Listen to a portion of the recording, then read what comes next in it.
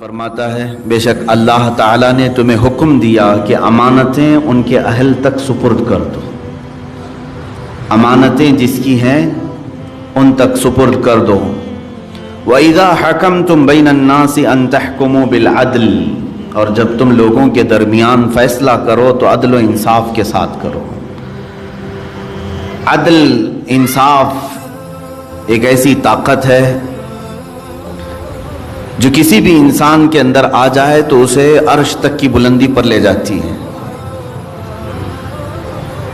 اور یہ اتنا باریک راستہ ہے جس پر ہر کوئی چل بھی نہیں پاتا. آج میرے عزیزو، دنیا بھر میں کوئی بھی ملک ہو، اس کا ایک عدلیہ کا نظام ہوتا ہے. کورٹ ہوتے ہیں جہاں لوگوں کے فیصلے کیے جاتے ہیں، اور یہ ضروری ہے. عدل اگر اٹھ گیا تو زمین میں فساد ہوگا.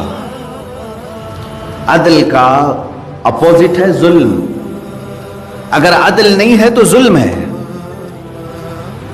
اور ظلم سے کوئی بھی زمین زیادہ دیر تک باقی نہیں رہتی. ایک بہت بڑی بات میں آج عرض کرنا چاہوں گا، اور سب کو تقریباً اس بات کا خیال بھی ہوگا، احساس بھی ہوگا کہ ہم آج اس عدلیہ کے عنوان پر کیوں گفتگو کر رہے ہیں. اس لیے کہ ہمارے سینے چھلنی ہیں ہندوستان کے عدلیہ کے نظام کو دیکھ کر. اب تک تو حالات یہی تھے کہ آپس میں کچھ معاملات نہیں طے پاتے تو کورٹ کچہری تک چلے جاتے. کالے کپڑے پہننے والا منصف اور عدلیہ کی کرسی پر بیٹھنے والا جج فیصلے کرتا. تقریباً 70 سالوں سے ہندوستان کی آزادی کے بعد عدلیہ پر اتنا بڑا بدنما دھبا نہیں لگا تھا جتنا آج لگا ہے. میں اس کی صرف لفاظی نہیں کروں گا، آپ کو گہرائی کے ساتھ سوچنے کی ضرورت ہے کہ جو ایک مٹھی بھر جماعت یہودی صفت جو ہندوستان میں بھی اپنے پنجے گاڑ رہی ہے، وہ جماعت ہے RSS، جس کا ہر ادارے میں دخل اس طرح سے ہو چکا ہے کہ سارے ادارے اپنی پیورٹی کھو چکے ہیں. چاہے وہ عدلیہ ہو، CBI ہو، پولیس ڈپارٹمنٹ ہو، یہ سب حکومت کے لیے دست و بازو ہیں. اور جب ان میں کوئی اپنی شخصی کردار کو داخل کرنے کی کوشش کرتا ہے تو نظام درہم برہم ہوتا ہے. لیکن خوف کی بات نہیں میرے عزیزوں، میرا دل آج بھی مطمئن ہے. میں نے بزرگوں کے اقوال پڑھے، ایک بہت پیارا قول فرمایا ایک بزرگ نے کہ کفر کے ساتھ حکومت تو چل سکتی ہے لیکن ظلم کے ساتھ حکومت نہیں چلے گی. کافروں کی حکومت چل سکتی ہے، لمبے دنوں تک چل سکتی ہے، لیکن ظالموں کی زیادہ دیر تک نہیں چلے گی. یہ بات سمجھ کر کے چلیں آپ. ظلم بہت لمبی عمر نہیں پاتا. تاریخ کے جھروکوں میں آپ دیکھ لیں، بڑے بڑے ظالم آئے اس دنیا میں جنہوں نے انسانی خون سے دریاؤں کو لال کر دیا، زمینوں کو اتنا سرخ کر دیا تھا کہ گھوڑے کے ٹاپ اس میں بھیگنے لگ دیں. یہ سارے ظلم کی داستانیں رقم کرنے والے بڑے بڑے ظالم آئے دنیا میں، لیکن دنیا نے ان کا حشر بھی دیکھا، ان کا انجام بھی دیکھا، جو بہت ہی معمولی سی طاقت سے فنا ہو گئے. اور انشاءاللہ العزیز آج جو ظالم تخت پر بیٹھے ہیں، مولا انہیں بھی عبرت کا نشان ضرور بنائے گا. اگر اللہ نے ہماری زندگی باقی رکھی تو ہم ضرور دیکھیں گے ان کو ذلیل و رسوا ہوتے ہوئے انشاءاللہ.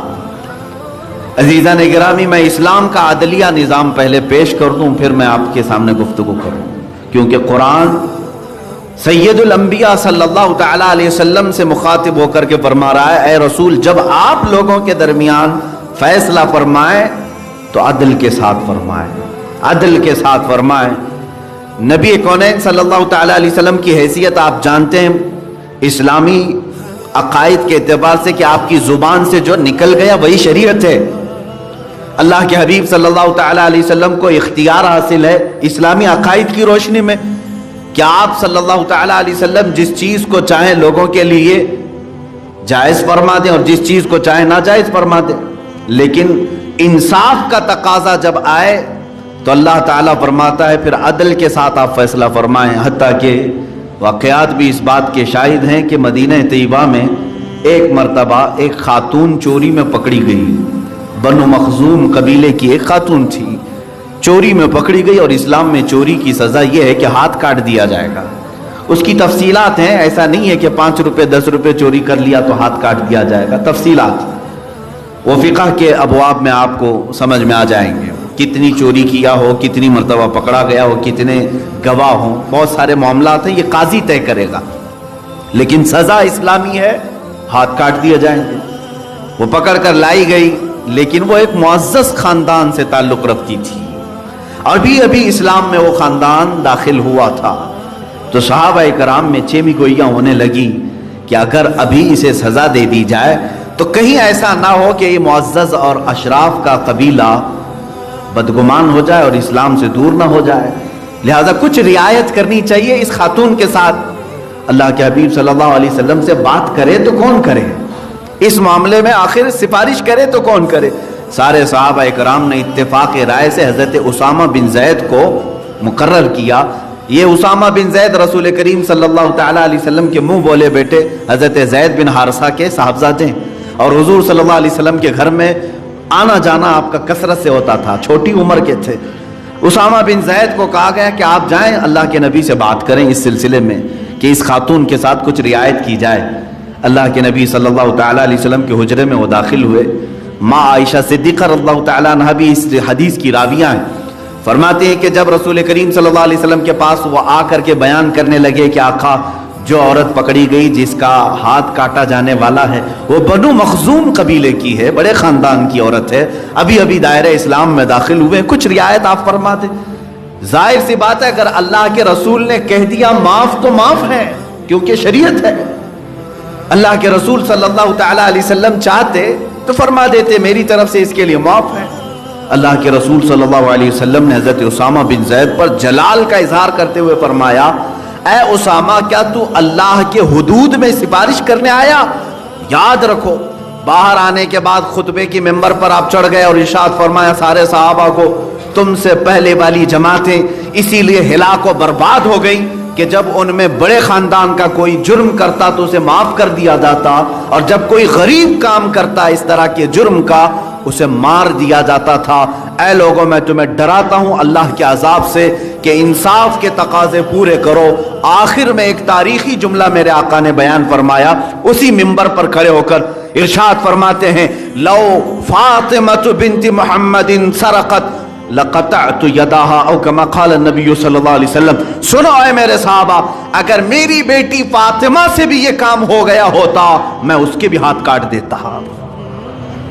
بفرض محال ہم یہ سمجھتے ہیں، لیکن اللہ کے نبی صلی اللہ تعالیٰ علیہ وسلم نے یہ فرمایا تم ایک معزز خاندان کی عورت سمجھ کر کے اس کی سفارش کرنے آئے ہو، محمد صلی اللہ تعالیٰ علیہ وسلم کا خاندان تو پوری دنیا کی سب سے زیادہ عظمتیں لیا ہوا ہے، اگر اس رسول کی بیٹی سے اگر یہ ہو جائے، خود میرے آقا فرماتے ہیں میں ضرور اس کے ہاتھ کاٹوں گا۔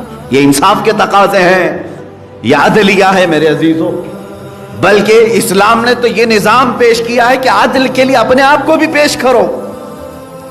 عدل جب معاملات آ جائے، آخری زمانہ میرے آقا صلی اللہ تعالیٰ علیہ وسلم کے رحلت ظاہری کا، جب حضور اکرم صلی اللہ علیہ وسلم نے مسجد میں اعلان فرمایا کسی پر کوئی حق باقی ہے تو وہ مجھ سے طلب کر لے، کسی پر کوئی حق میرا باقی رہ گیا وہ تو طلب کر لے۔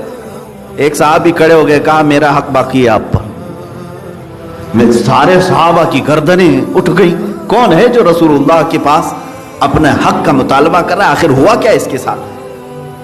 ان کو کھڑا کیا گیا، کیا حق باقی ہے؟ کہا فلاں دن جب جہاد میں جا رہے تھے، صفیں لگا رہے تھے، آپ نے چھڑی سے مجھے مارا تھا، میری پیٹھ پر یا پیٹ پر آپ کی چھڑی لگی تھی اور میں اس کا انصاف چاہتا ہوں۔ صحابی رسول تھے، حضور اکرم صلی اللہ علیہ وسلم سے جب انہوں نے کہا، حضرت عمر فاروق رضی اللہ تعالیٰ عنہ جلال میں آئے اور اپنی تلوار باہر نکالی۔ اللہ کے نبی صلی اللہ تعالیٰ علیہ وسلم نے فرمایا عمر تلوار کو نیام میں کرو، اس لیے کہ یہ اسلام کا عدلیہ ہے، اللہ رب العزت کا قانون ہے۔ اللہ کے حبیب صلی اللہ علیہ وسلم کھڑے ہو گئے، کہا کہ مجھ سے تم جو بدلہ لینا چاہتے ہو لے لو، میں حاضر ہوں اپنے لیے۔ उन्होंने कहा जिस वक्त सफ़ें लग रही थी उस वक्त मेरे बदन पर, जिस्म पर जुब्बा नहीं था, खाली बदन था, तहबंद थी बस, तो लिहाजा आप भी अपना जुब्बा मुबारका उठा दें। इतनी जुर्रत कौन करेगा? लेकिन ये इस्लाम का आली अदल है मेरे अजीजों। अल्लाह के हबीब सल्लल्लाहु तआला अलैहि वसल्लम ने छू चिरा नहीं फरमाया, अपना जुब्बा मुबारका उठाया।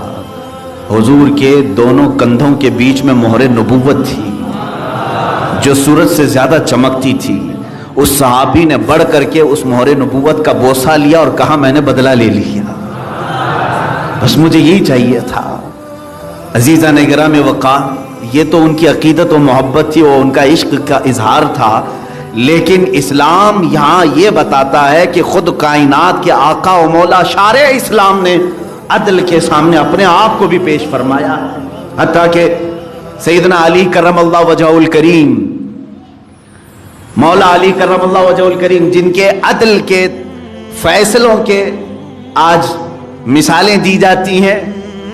मेरे अजीजों, जब हजरत उमर फारूक रज़ियल्लाहु तआला अन्हु तख्ते खिलाफत पर बैठते और जब भी किसी का फैसला करना होता तो पहले देखते अली है कि नहीं है, हजरत अली मजमे में है कि नहीं है, और फरमाते अगर हजरत अली किसी मजमे में ना हो तो मुझे डर लगता है कि मैं फैसला करने में गलत ना हो जाऊं। वो मौला अली करमल्लाहु वजहुल करीम जो अदलिया के निजाम के पूरे माहिर थे। जिंदगी में एक मर्तबा आपके साथ भी ऐसा हुआ कि आपकी जीरा चोरी हो गई, लोहे की जीरा। जीरा कहते हैं जंगों में पहनने वाला जो लिबास होता था, लोहे की टोपी होती थी, लोहे का जुब्बे टाइप का, कि तीर उस पर ना चुभे। ये चोरी हो गई, जीरा चोरी हो गई। हजरत अली करमल्लाहु वजहुल करीम ने अदालत में फैसला, ये मुकदमा किया और इत्तेफाक से ये जीरा एक यहूदी के पास मिल गई। एक यहूदी इसको पहना हुआ था या उसके पास नजर आ गई। हजरत अली करमल्लाहु वजहुल करीम उस वक्त अमीरुल मोमिनीन हैं, चाहते तो अपने कुव्वत से, अपने ताकत से उसकी जीरा को ले लेते। अरे थोड़ी सी पुलिस भेज दें तो पूरा घर यहां खत्म हो जाता है। वो मौला अली करमल्लाहु वजहुल करीम ने अदालत में मुकदमा किया कि मेरी जीरा चोरी हुई और फलां के पास नजर आई। काजी ने बुलाया, काजी ने जब बुलाया उस यहूदी को, वो जीरा समेत आया। हजरत अली करमल्लाहु वजहुल करीम अमीरुल मोमिनीन है, एक तरफ वो खड़े हैं, दूसरी तरफ यहूदी है। काजी ने कहा कि ये जीरा हजरत अली की है, तुम चोरी की हो? उसने कहा ना, ये मेरी अपनी है, मैंने चोरी नहीं किया। अगर ये अली की है तो कोई गवाह है इस पर, कोई गवाह है तो पेश करें कि मैंने चोरी किया है। हजरत अली करमल्लाहु वजहुल करीम ने हजरत इमाम हसन और इमाम हुसैन को पेश किया, जो जन्नती जवानों के सरदार। आखिरत में ये तमाम तर उनके मकामात अपनी जगह पर अदल के और तक यहाँ इंसाफ के कटहरे में जब आए, तो जब जैसे आज कहा जाता है कि कोर्ट एविडेंस पर चलती है, हकीकत में ये अगर एविडेंस पर चलती है तो वो सिर्फ इस्लाम में चलती है, बाकी मैंने नहीं देखा। यहां मौला अली करमल्लाहु वजहुल करीम ने अपने दोनों साहबजादों को पेश किया कि हसन भी गवाह हैं, हुसैन भी गवाह हैं। काजी इस्लाम जो कुर्सी पर बैठा है, कहा ए अली, अल्लाह के नबी सल्लल्लाहु तआला अलैहि वसल्लम की हदीस में मिलता है कि बेटों की गवाही बाप के हक में कबूल नहीं की जाती। ये कौन अमीरुल मोमिनीन से कह सकता है? कुर्सी अदालत पर बैठा हुआ काजी, जिसे खलीफतुल मुस्लिमीन जब चाहे उठाए निकाले। लेकिन इस्लाम ऐसा नहीं है कि किसी को पार्लियामेंट की कुर्सी देने के शौक में और लालच में सुप्रीम कोर्ट के जजों को भी खरीद लिया जाए। ये इस्लाम का निजाम नहीं है। हजरत अली रज़ियल्लाहु तआला अन्हु चाहते तो कह देते कि तू फैसला मेरे हक में कर देना, तुझे बाद में कोई वजारत दे दूंगा जब रिटायर्ड हो जाएगा। हजरत अली रज़ियल्लाहु तआला अन्हु कहते हैं अब इनके अलावा मेरे पास कोई दूसरा गवाह नहीं, यही दो हैं, हजरत हसन और हजरत इमाम हुसैन रज़ियल्लाहु ताला, यही दो गवाह, इनके अलावा नहीं है। काजी ने मुकदमा खारिज कर दिया और कहा कि आपकी ये ज़िरा नहीं हो सकती, ये यहूदी की होगी, एविडेंस पर चल रही है बात। वो यहूदी के हक में फैसला हुआ, वो लेकर के जाने लगा कि काजी इस्लाम ने अमीरुल मोमिनीन को ज़िरा दिलाने की बजाय ایک یہودی کے حق میں فیصلہ کر دیا کہ یہ زرا یہ ہے. میرے عزیزوں، مائنورٹی کے حقوق کیا ہوتے ہیں یہ بھی اسلام میں پڑھو. لیکن وہ یہودی عدالت کے کمرے سے باہر تک نہیں نکلا تھا کہ واپس آیا اور کہا قاضی اسلام سے کہ میں زرا یہ پیش کرتا ہوں لیکن ساتھ میں اپنے آپ کو اسلام میں پیش کرتا ہوں، میں مسلمان ہونا چاہتا ہوں. کہا کیوں؟ کہا حقیقت تو یہ ہے کہ یہ زرا علی کی ہی ہے، میں نے چوری کی تھی، لیکن میں یہ دیکھا کہ آج اسلام کا نظام اتنا مضبوط ہے کہ اگر وقت کے امیر المومنین کے پاس گواہ نہ ہو تب بھی عدالت پر بیٹھا ہوا قاضی سامنے والے کو نہیں دیکھتا بلکہ جس کے حق میں ثبوت ہے اسی کے حق میں فیصلہ کرتا ہے. میں نے اسلام کے اس عدل پر اپنی جان نچھاور کرنے کے لیے اسلام میں اپنے آپ کو پیش کیا ہے. عزیزان گرامی وقار، ایک دو نہیں ہزاروں مثالیں میں تمہارے سامنے رکھوں، ہزاروں مثالیں. الحمدللہ ہم اس مذہب مہذب سے تعلق رکھتے ہیں جس میں قرآن نے ہمیں یہ کہا یا ایھا الذین آمنوا کونوا قوامین بالقسط، اے ایمان والو عدل میں بالکل پورے کے پورے کھرے اترو، پورے کے پورے کھرے اترو جب تم کسی کے ساتھ انصاف کا معاملہ کر رہے ہو. اسی لیے اس سے قبل بھی میں نے کئی مرتبہ اس بات کو لوگوں کے سامنے پیش کیا ہے. جو بیٹھ کر کے محلوں میں جماعتیں فیصلہ کرتی ہیں وہ بھی یاد رکھیں، آج تم نے کسی کا چہرہ دیکھ کر کے فیصلہ کر دیا، کل قیامت میں جو عدل الہی ہوگا وہاں بچ نہیں پاؤ گے. قرآن کہتا الیس اللہ باحکم الحاکمین، سورہ والتین والزیتون کی آخری آیت پڑھو. کیا اللہ احکم الحاکمین نہیں ہے؟ سارے حاکموں سے بڑھ کر کے وہ حاکم ہے. قیامت کے دن پکارا جائے گا، کہاں ہیں وہ لوگ جو نا انصافی کیا کرتے تھے؟ ان کے پیٹ زمینوں پر لٹک رہے ہوں گے، وہ آئیں گے، پکارے جائیں گے. اور اکثر انصاف کی کرسی پر بیٹھنے والے جنہوں نے ظلم کیا ہوگا کسی کے ساتھ وہ جہنم میں جھونکے جا رہے ہوں گے، دوزخ میں ڈالے جا رہے ہوں گے، اس لیے کہ کسی کے ساتھ انہوں نے حق مارا ہوگا یا کسی کے خلاف فیصلہ دیا ہوگا. عزیزان گرامی، یہ کرسی اتنی ذمہ داری کی کرسی ہے کہ وقت کے امام اعظم ابو حنیفہ رضی اللہ تعالیٰ عنہ کو اس وقت کے خلیفہ نے پیشکش کی تھی کہ آپ سے بڑا فقیہ میں نے کوئی نہیں دیکھا، آپ چیف جسٹس کا عہدہ سنبھال لیں، قاضی القضات کا.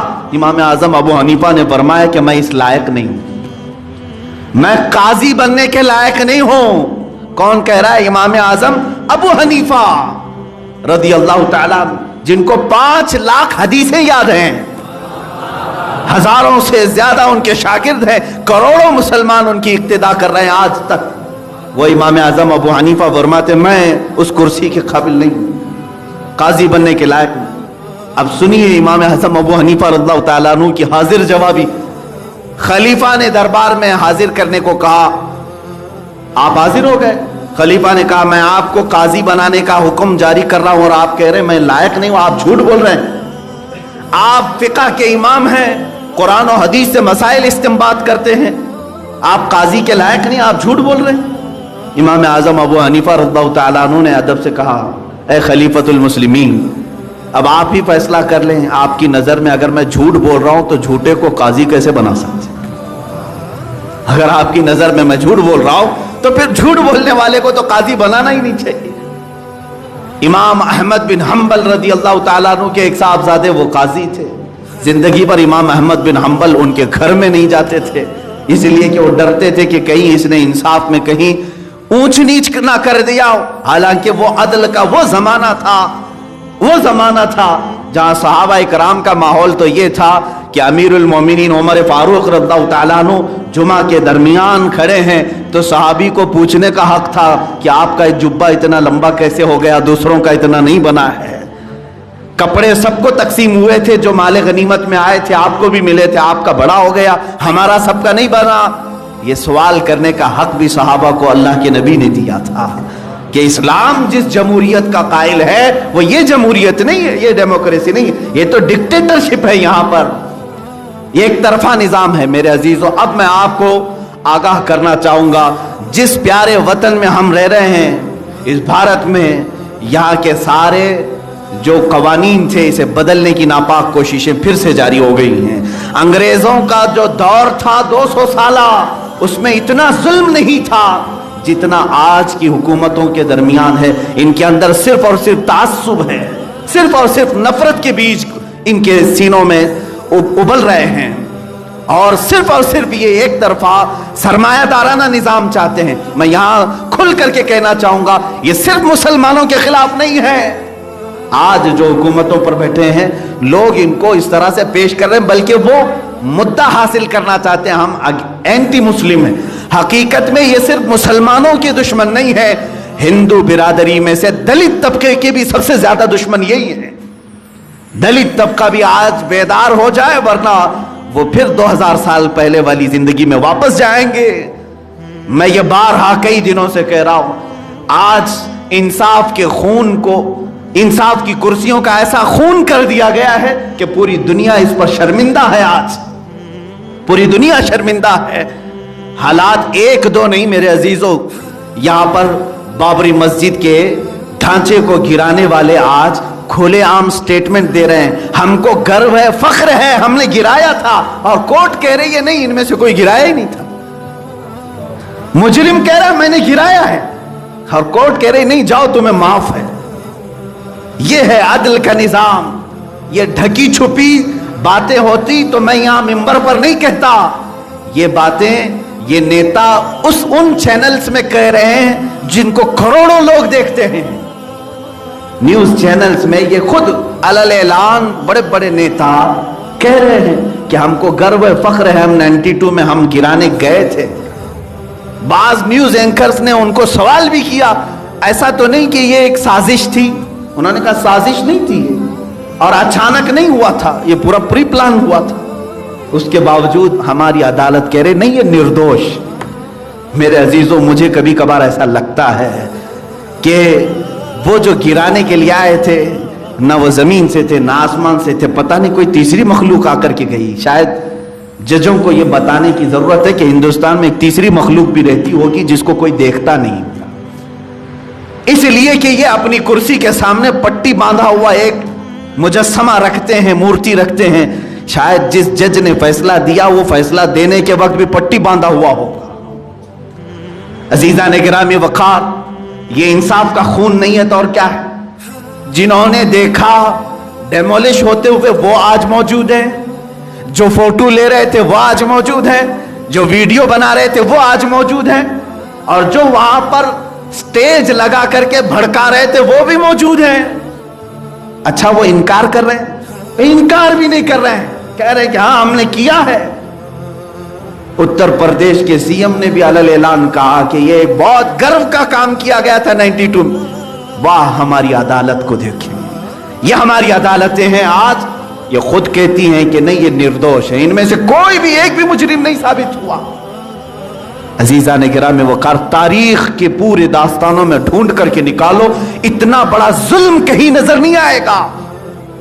मैं एक चीफ जस्टिस की रिपोर्ट पढ़ रहा था सुप्रीम कोर्ट के, उन्होंने ये लिखा है कि अब 90% सुप्रीम कोर्ट के जज उन्हीं लोगों को रखा जा रहा है जिनका हुकूमत से गहरा ताल्लुक हो, जबकि आदलिया के निजाम में यह है कि जमहूरियत में काजी को मुकम्मल इख्तियार होना चाहिए, मुंसिफ को और जज को उसके ऊपर किसी का दबाव ना हो, ना प्राइम मिनिस्टर का ना सदर जमहूरिया का, वह आजाद इदारा होना चाहिए। यह जमहूरियत में है, डेमोक्रेसी के उसूल में मौजूद है कि आजाद इदारा है अदलिया, इस पर किसी की पाबंदी नहीं होनी चाहिए।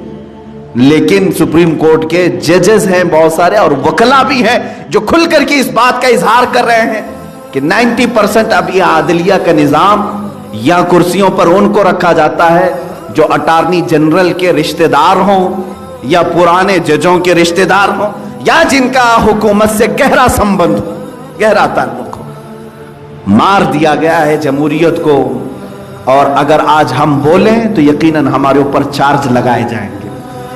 ये देशद्रोही है, ये देशद्रोही है और देश के खिलाफ बोलने वाले, देश के खिलाफ नहीं, हम जरासीम के खिलाफ बोल रहे हैं। वो बैक्टीरिया जो मुल्क को खत्म करने जा रहे हैं, हम उनके खिलाफ हैं। अदल के मानों को आप समझ नहीं पाए तो अदल की कुर्सी को छोड़ देना चाहिए। बहुत शर्म की बात है, एक दरिंदगी की हद होती है मेरे अजीजों। जो सबसे आला किस्म का इदारा था हिंदुस्तान का, भारत का, वो सुप्रीम कोर्ट, वहां के जज ने डील कर लिया पहले ही से जैसे कहते हैं ना, मन तुरा हाजी बुगोयम तू मुरा हाजी बुगो, मैं तुझे हाजी साहब बोलता हूं, तू मुझे हाजी साहब बोल। मैं तुम्हारे हक में फैसला सुना दूंगा, मंदिर बना लो, और जैसे रिटायर्ड हो जाऊंगा तुम मुझे पार्लियामेंट में पहुंचा दो। हुआ कि नहीं हुआ? और दुनिया देख रही है। लेकिन हैरत की बात यह है मेरे अजीजों, अब भारत की जो पब्लिक है, हिंदुस्तान की पब्लिक है, हिंदुस्तानी अवाम है, इनके अंदर अब वो जज्बे नहीं रह गए। ये जुल्म को सहने की आदत डाल चुके हैं। अगर जुल्म को सहने की आदत डाल चुके, नहीं डाले होते तो इतने सालों तक खामोश बैठे भी नहीं होते। ये तो मस्जिद के मामले को ये उठा करके यूं कहेंगे ये हिंदू मुस्लिम है, ये भड़काऊ भाषण देते, इनकी बात ना सुनो। मेरे अजीजों, आओ मस्जिद को एक तरफ रखो। अल्लाह ताला ने पूरी रोए जमीन को हमारे लिए मस्जिद बनाया है। हम जहां चाहे सजदा कर सकते हैं। जमीन का पाक होना जरूरी है। तुम एक मस्जिद गिराए हो, लेकिन सजदों की तड़प तो हमारे पेशानियों से छीन तो नहीं सकते। तुम 1000 मंदिर बना लो। क्या कभी राम ने अपनी तालीमात में यह कहा है? तो मुझे साफ बता दो कि हर जगह जहां जहां मस्जिदें हैं उसे ढा करके हमारी मूर्तियां बनाओ। कहीं हिंदुओं की तालीमात में से ला करके दिखाते, कहीं ला करके दिखाते। राम को जिस तरह से पेश किया जाता है वो तो है ही नहीं जो तुम आज पेश कर रहे हो। हिंदुओं की तालीमात में भी कहा गया है जुल्म को खत्म करने वाले का नाम राम था। तो क्या यही है? जहां पर जुल्म की बुनियाद रखी जा रही है वहां मूर्ति रखी जा रही है, तारीख रखी जा रही है। मैं सेकुलर किस्म के हिंदुओं से यह सवाल करूंगा, बल्कि आज भी मुझे मालूम है हिंदुस्तान के लाखों नहीं करोड़ों हिंदू इस बात के कायल नहीं हैं कि मंदिर किसी मस्जिद को डेमोलिश करके नहीं बनाना चाहिए। इसी तरह मस्जिद किसी मंदिर को ढा करके बनाने की इस्लाम भी इजाजत नहीं देता। मैं इससे पहले भी कहा, आज भी बैतुल मुकद्दस के करीब फिलिस्तीन में चर्च बाकी है जो हजरत उमर फारूक रज़ियल्लाहु ताला अन्हु के जमाने में पूरा फिलिस्तीन फतह हो चुका था। चाहते तो आप चर्च को खत्म कर देते। आज तक चर्च मौजूद है, आज तक मौजूद। ईसाइयों ने हजरत उमर फारूक से कहा भी कि आप अंदर आए, नमाज पढ़ लें। आप अंदर जाने की बजाय बाहर मुसल्ला बिछाकर नमाज पढ़ते हैं। आपसे ईसाइयों ने पूछा कि आपने अंदर नमाज नहीं पढ़ी, क्या हमारी चर्च नापाक है? कहा नहीं, जमीन पाक हो, हम कहीं पे भी नमाज पढ़ सकते हैं। महज मैंने इसलिए अंदर नमाज नहीं पढ़ी कि बाद में आने वाली कौमें कहीं अपने अमीरुल मोमिनीन का मुसल्ला समझ करके तुम्हारी चर्च को ना गिरा दे। तुम्हारी चर्च महफूज रहे। यह है इस्लाम। मेरे अजीजों, चलो मस्जिद और मंदिर को एक तरफ रखो, लेकिन जिस तरह से आज नौजवान लड़कियों के रेप के केसेस जो बढ़े हुए हैं, छोटी बच्चियों के बलात्कार के जो केसेस बढ़े हुए हैं, ऐसा लगता है कि यह जंगल राज कायम हो चुका है, जहां जंगल में दरिंदा जिसे चाहे अपने हवस का निशाना बना ले। वो भी उत्तर प्रदेश की जमीन का खुला हुआ नाच। एक नौजवान 19 साल की लड़की को 4 दरिंदे पकड़ते हैं, अपने हवस का शिकार बनाते हैं, उसकी जुबान काटते हैं, आंखें फोड़ते हैं और उसके जिस्म को लहूलुहान करते हैं। तकरीबन 2 हफ्तों तक मौत और हयात के बीच वो लड़ रही थी और मर गई, तो पुलिस ला करके उसको रात अपने घर वालों को भी ना दे करके खुद से जला दे। यह है इंसाफ, यह है हिंदुस्तान के आदलिया का निजाम। इसीलिए मेरे अजीजों, मैं जज्बात में अगर कोई बात कह रहा हूं तो सिर्फ इसीलिए कि हम उस जमाने में आ चुके जहां अदल की तरफ से हमें अब कोई तवक्को बाकी नहीं रही, उम्मीद बाकी नहीं रही। 2 दिन कबल मुझसे कई लोगों ने मैसेज किया, देखिए फैसला आ गया बाबरी मस्जिद का। कहा यह तो फैसला बहुत पहले ही हमें मालूम था, आना तो यही था। कातिल ही कुर्सी पर बैठे तो वो कत्ल का क्या इंसाफ करेगा? क्या इंसाफ करेगा? हमें तो मालूम है जिसने मेरी चोरी की वही मेरा फैसला सुनाने बैठा है, वो क्या फैसला करेगा? हमें तो पहले से मालूम था। लेकिन आज जो दर्द है हमारे दिल का, वो इंसानी जानों की इस तरह के बलात्कार और हत्या, मर्डर, सुसाइड, ये तमाम जो मामलात कसरत से बढ़े हुए हैं, इसके लिए आज मेरे अजीजों बेदार हो जाओ और अपने अपने जहनों को फिर से ताजा कर लो। आज भी कुछ मुसलमान अपने मुआशरे में वो हैं जो निफाक के बीज उनके अंदर आ चुके हैं। वो कहते हैं आज अपनी जमात में से कुछ लोगों को अगर कोई मौलवी भी झंडा उठा करके इनकी जय जय करता है, लानत है तुम पर, अल्लाह की बारगाह में तुम्हें भी खड़ा होना होगा। तुम शैतान हो अपनी जमात के, तुम शैतान हो अपनी जमात के जो हुकूमत की हाँ में हाँ मिलाते हो। मेरे अजीजों, औलिया कामिलीन जो तसव्वुफ की किताबों में आप देखें, صوفیہ حضرت فضیل بن عیاض رضی اللہ تعالیٰ عنہ، غالباً یہی بزرگ ہے، خلیفہ ہارون رشید، کوئی ظالم بادشاہ نہیں تھا لیکن خلافت سیاست ہاتھ میں تھی، بلوایا، اس کی عادت تھی خلیفہ ہارون رشید کی، جو بھی بزرگ ہیں بلا کر کے دعا لیتا تھا، کہتا کچھ نصیحت فرمائیں، کچھ نصیحتیں فرمائیں۔ فضیل بن عیاض کو بلایا، جب بادشاہ بلائے تو جانا ہی پڑے گا، گئے، کہا کہ آپ کچھ نصیحت فرمائیں، کچھ دعا فرمائیں، نصیحت فرمائی، دعا کیا، وہ وظیفے دیتا، کچھ نذرانے دیتا، آپ نہیں قبول کرتے تھے۔ بادشاہ نے پوچھا کہ فضیل بن عیاض سے کوئی اور حاجت ہے آپ کی تو بتا دیں۔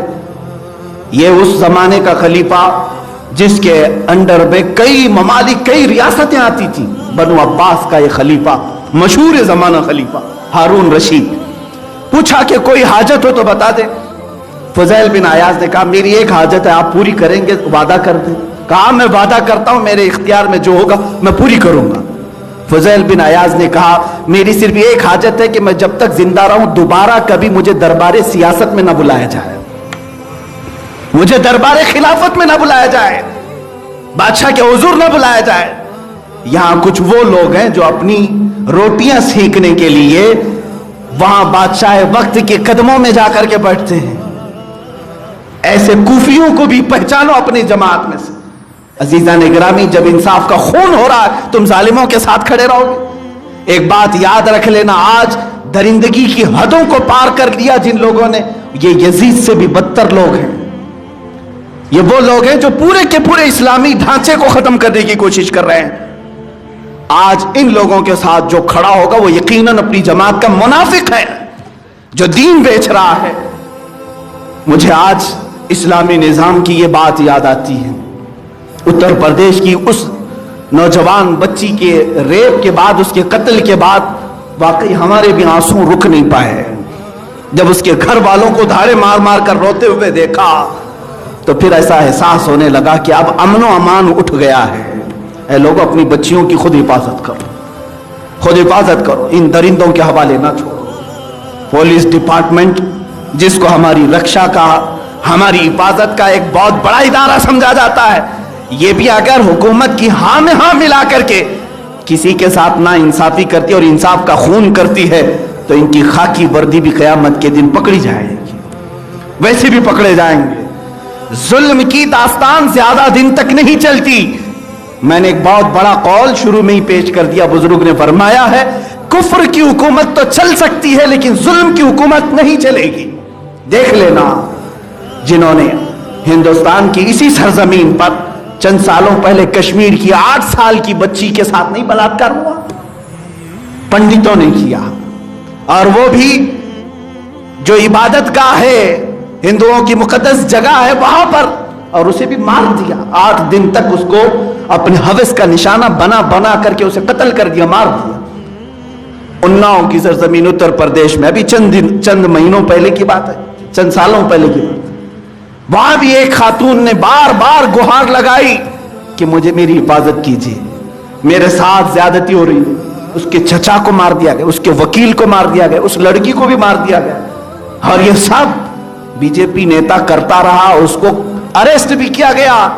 یہی عدلیہ ہے جس نے اس کو کلین چٹ دے کر کے آزاد بھی کیا۔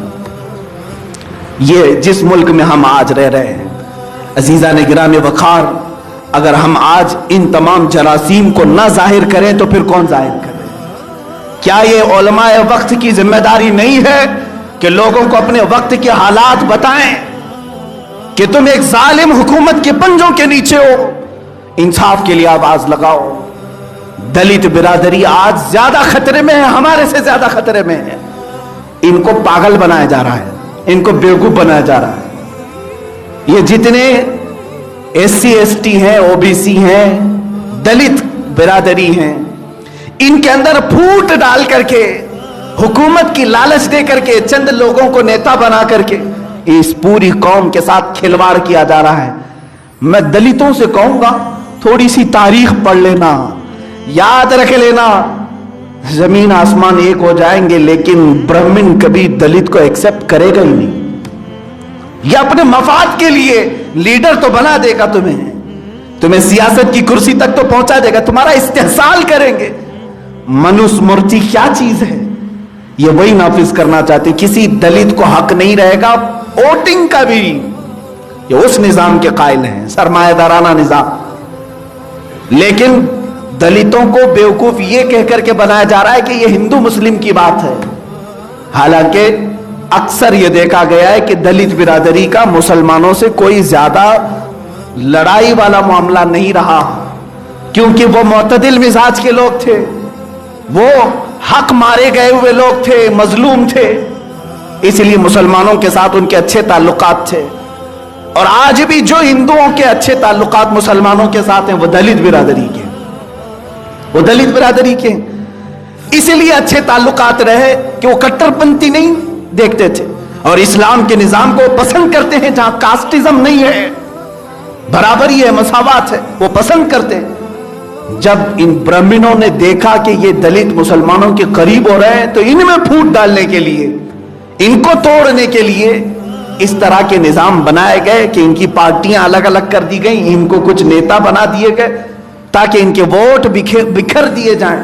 عزیزان گرامی وقار, میں آج میسج ان کو بھی دینا چاہوں گا جتنے مارے جا رہے ہیں, جتنی پیٹے جا رہے ہیں, یہ جو لڑکی ماری گئی ہے یہ کون سے کاسٹ کی تھی ذرا معلوم کر کے بتاؤ, اور مارا کون لوگ, کن لوگوں نے مارا یہ بھی تم تحقیق کر کے بتاؤ. میں آج نہیں کہوں گا. آج ہندوستان 70 سال کی ترقی کے بعد, 70 سال کی آزادی کے بعد اس کٹہرے میں پہنچ گیا جو آزادی سے پہلے بھی ایسے حالات نہیں تھے. یہاں دلتوں کو مارا جا رہا ہے, کم ذات کے برادریوں کے درمیان جو چھوت چھات ہے وہ آج بھی پنپ رہا ہے, اور ان درندوں کو کلین چٹ دے دی جاتی کیونکہ اس کا کرسی سے گہرا تعلق ہے.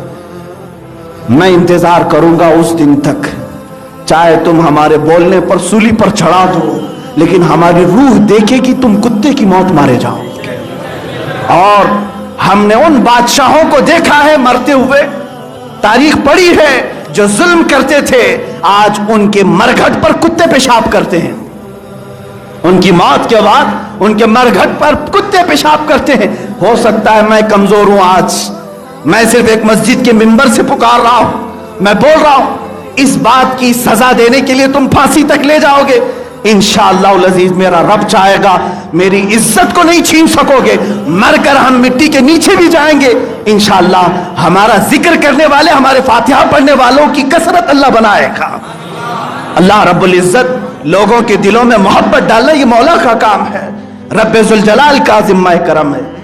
ہمیں اس بات کا کوئی خوف نہیں کہ ہم مارے جائیں گے, ٹکڑے کر دیے جائیں گے. انشاءاللہ العزیز موت کے بعد بھی مومن کی عزت میں اضافہ ہوتا ہے. لیکن ہم بول رہے ہیں, ہاں سلطان محمود غزنوی کی ایک بات یاد آتی ہے. محمود غزنوی جنہوں نے ہند پر حکومت بھی کی ہے اور ایک عدل کا نظام بھی قائم کیا تھا. ایک بات, محمود غزنوی کے پڑوس میں رہنے والا ایک شخص وہ شکایت کرتا ہے آ کر, سلطان اسلام میرے گھر میں روز ایک حادثہ ہو رہا ہے. کہا کیا ہو رہا ہے؟ رات کے وقت آپ کا کوئی قریبی وزیر آتا ہے اور میری بیوی سے بدکاری کرتا ہے.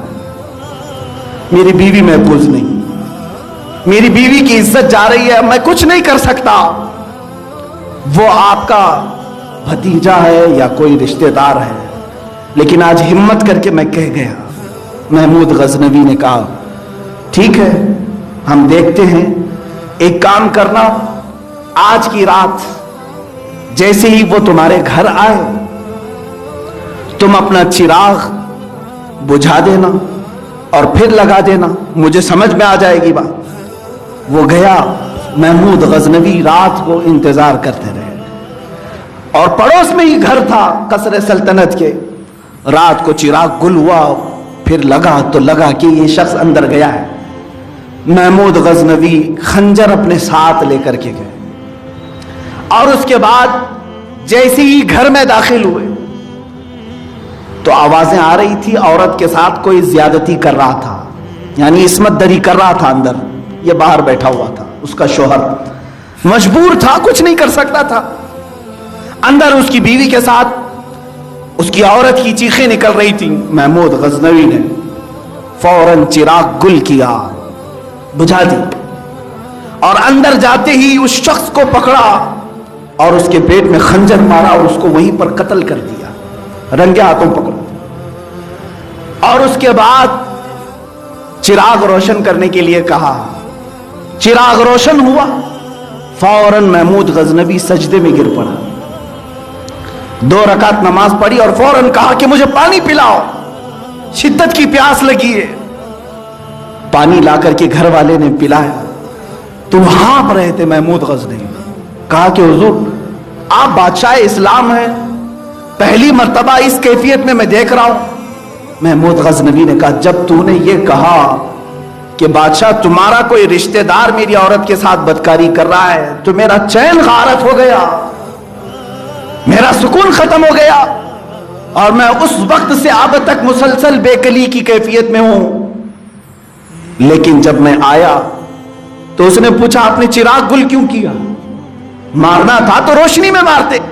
محمود غزنوی نے کہا میں نے یہ سوچا کہ کہیں میرا عزیز رشتہ دار وہ دیکھ کر کے رحم نہ آ جائے اور میں انصاف کا خون نہ کر بیٹھوں، میں نے اندھیرے میں قتل کر دیا۔ چاہے وہ کوئی بھی ہو، ظلم کر رہا ہے تو اس کا انصاف قتل کے ساتھ ہی ہوگا، میں نے مار دیا۔ اچھا چراغ روشن کیا پھر سجدہ کیا؟ آپ نے کہا اس لیے کہ جب روشنی آئی میں نے دیکھا وہ میرا کوئی رشتہ دار نہیں تھا، وہ جھوٹ بول کر تمہارا استحصال کر رہا تھا۔ میں نے اللہ کا شکر بجا لایا کہ مولا میرے گھر کو اس طرح کے ظلم سے پاک رکھا ہے۔ پانی کی شدت کی پیاس، کہا جب سے تو نے شکایت کیا تھا میں نے قسم کھا لیا تھا جب تک تجھے انصاف نہ ملے میرے حلق سے پانی کا ایک قطرہ نہیں جائے گا، میں نے پانی نہیں پیا تھا۔ یہ محمود غزنوی نے انصاف کی تاریخ رقم کی ہے۔ یہاں درندے جو انصاف کے لیے، میرے عزیزوں آپ کو اگر میں بتاؤں تو جو معمولی سی کرسی پر بھی بیٹھا ہوا ہے وہ نہ جانے کتنے بلاತ್ಕಾರ کر رہا ہے، کتنی عورتوں کی عزت نوچ رہا ہے، کتنے لوگوں کے مال پر قبضہ کر کے اپنی کرسی بچھایا ہوا ہے۔ اسی لیے اب ہمیں امن نہیں محسوس ہوتا، اب ہمیں امن نہیں لگتا۔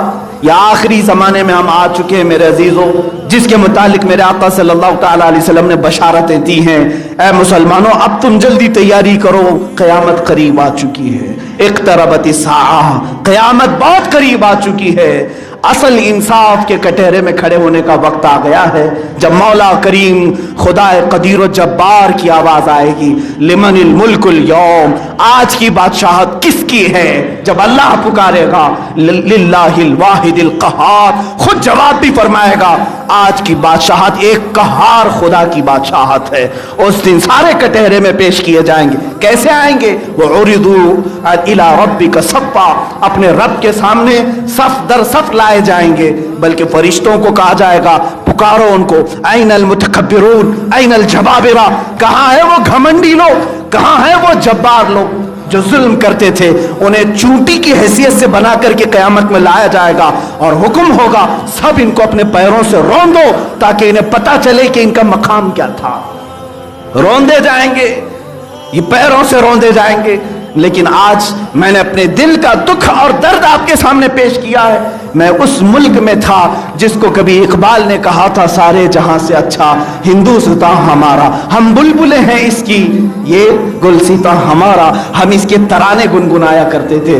اس ہندوستان میں آج بھی وہی اچھائیاں موجود ہیں، یہاں لہلہاتی ہوئی فصلیں اپنی جگہ پر، لیکن چمکتے ہوئے مقابر کبھی غریب نواز کے ہیں، کہیں محبوب الہی کے ہیں، کہیں بختیار کاکی کے ہیں، کہیں علاء الدین صابر کلیری کے ہیں۔ یہ نشانات ہیں۔ یہاں ہندوؤں نے بھی اپنی تاریخ رقم کی ہے، عیسائیوں نے بھی اپنی تاریخ رقم کی ہے، کرسچنوں نے بھی، سکھوں نے بھی اپنی اپنی تاریخ رقم کی ہے۔ گنگا جمنی تہذیب کا ایک ملک اسے کہا جاتا تھا۔ دنیا میں شاید ایک ایسا ملک ہے جہاں 200 سے زیادہ دین کے ماننے والے رہتے ہیں، لیکن انصاف کا خون کرتے ہوئے ایک آج جماعت کو جو دیکھا جا رہا ہے۔ اس لیے میں آج صرف مسلمانوں سے خطاب نہیں کر رہا ہوں، ہندوستان کے، بھارت کے ہر ناگرک سے، ہر دیش واسی سے یہ کہوں گا کہ ان لوگوں کی کرسی کو ہلانا تمہارا کام ہے جو انصاف کا خون کرسی پر بیٹھ کر کے کرتے ہیں۔ انشاءاللہ العزیز آج اگر ظلم تم کر رہے ہو غریب لوگوں پر، دیکھنا خدا کی لاٹھی بے آواز ہوتی ہے، ایسی جگہ سے آواز بھی نہیں آئے گی، تمہیں مار پڑے گی۔ وہ رب ذوالجلال نے نمرود کو جو مچھر سے ختم کیا، فرعون کو جو پانی سے ہلاک کیا، ابو جہل کو کسان کے بچوں سے ہلاک کیا، ارے تمہیں تو صرف ایک جھونکے کی ضرورت ہے، ایک ہوا کی ضرورت ہے۔ ان بچیوں کا جو بلاತ್ಕಾರ ہوا، جو قتل ہوا، ان کا خون رائے گا نہیں جائے گا، ان کا خون رائے گا نہیں جائے گا۔ وہ 8 سال کی بچی ہو یا 19 سال کی بچی ہو، 24 سال کی عورت ہو، یہ پورے ہندوستان کے چہرے پر کلنک لگا کر کے جو درندوں نے تاریخ رقم کی ہے، ان کا خون رائے گا نہیں جائے گا۔ یاد رکھو، جب ایک عورت کی عزت لوٹی جا رہی ہوتی ہے، حدیث پاک میں ملتا ہے اللہ کا عرش ہلنے لگتا ہے، اللہ کا عرش ہل جاتا ہے۔ ہاں، وہ رحمان لوگوں کو مہلت دیتا ہے، مہلت دیتا ہے، مہلت دیتا ہے۔ قرآن پاک میں وَلَا يَحْسَبَنَّ الَّذِينَ كَفَرُوا أَنَّمَا نُمْلِي لَهُمْ خَيْرٌ لِأَنفُسِهِمْ إِنَّمَا نُمْلِي لَهُمْ لِيَزْدَادُوا إِثْمًا۔ اللہ فرماتا ہے کافر یہ ہرگز نہ سوچیں کہ ہم نے جو انہیں ڈھیل دی ہے ان کی بھلائی کے لیے ہے، نہ، مولا فرماتا ہے ہم نے اس لیے ڈھیل دی ہے تاکہ وہ اور زیادہ کرتوت کریں۔ وَلَهُمْ عَذَابٌ أَلِيمٌ، پھر ان کے لیے میں دردناک عذاب رکھا ہوں۔ مولا قدیر و جبار، تیرے دربار میں ہم آج دست بدعا ہیں۔ اے کریم خدا، انصاف کا خون ہو رہا ہے، عدلیہ کی کرسیاں ہل چکی ہیں۔ اے مولا، ظلم کے اس ملک میں ہم آج زندگی گزار رہے ہیں، انصاف کا بول بالا فرما دے، امن و امان کا بول بالا فرما دے، ہندوستان کے ہر چپے میں مولا امن کی بارشیں فرما دے۔ اے رب قدیر، یہ تیرے ہی تو بندے ہیں مولا، خدا بندہ یہ تیرے سادہ دل بندے کدھر جائیں کہ درویشی بھی عیاری ہے، سلطانی بھی عیاری ہے۔ اے کریم خدا، تو ہی ہمارا مالک و مولا ہے، تجھ سے جو منہ چھپائیں تو کریں کس کے سامنے، کیا اور کسی سے توقع نظر کی ہے؟ اے رحمان، اے رحیم مولا، ہم سب کو عدل و انصاف عطا فرما دے، ظالموں کو ہٹا کر حاکم منصف ہمیں عطا فرما دے۔ اے کریم خدا، اسلام و سنیت کا بول بالا فرما، ظلم و کفر و شرک کا منہ کالا فرما، کفار و مشرکین کے برے منصوبوں کو خاک میں ملا دے۔ اے قدیر و جبار خدا، تمام عالم اسلام پر تو رحم و کرم فرما دے۔ مصطفیٰ کریم کی بھولی بھالی امت کے ایمان، عقیدے، عمل، عزت، آبرو کی حفاظت فرما۔ ہماری بچیوں کو مولا ہم نے تیرے حوالے کر دیا، ان کی عصمتوں اور عزتوں کی تو غیب سے حفاظت فرما۔ وصلی اللہ تعالی علی خیر خلقہ محمد وعلی آلہ واصحابہ اجمعین، وآخر دعوانا الحمد للہ رب العالمین۔